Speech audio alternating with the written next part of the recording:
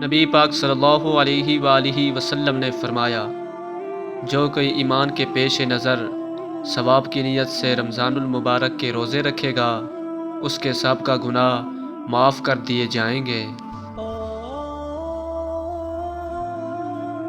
رمضان المبارک امت مسلمہ کے لیے انمول نعمت، رحمتوں، برکتوں اور بخشش کا خزینہ ہے۔ اس ماہ مبارک میں اللہ تعالیٰ کی طرف سے نیکی کا اجر 70 درجے تک بڑھا دیا جاتا ہے۔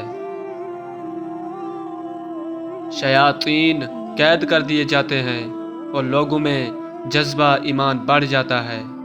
یہ مہینہ جہاں اہل ایمان کے لیے جنت کی نوید ہے، وہاں گناہ گاروں کے لیے اپنے گناہ بخشوانے کا ذریعہ ہے۔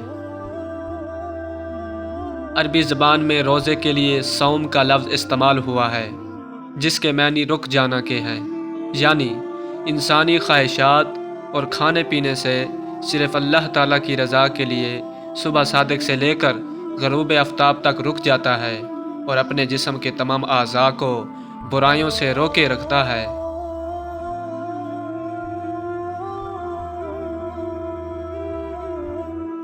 روزے کی اس تعریف اور عمل سے ہی روزے کا مقصد واضح ہو جاتا ہے، جو اللہ رب العالمین نے قرآن حکیم میں روزے کا حکم دیتے ہوئے بیان فرمایا کہ مومنو، تم پر روزے فرض کیے گئے ہیں جس طرح تم سے پہلے لوگوں پر فرض کیے گئے تھے، تاکہ تم پرہیزگار بنو۔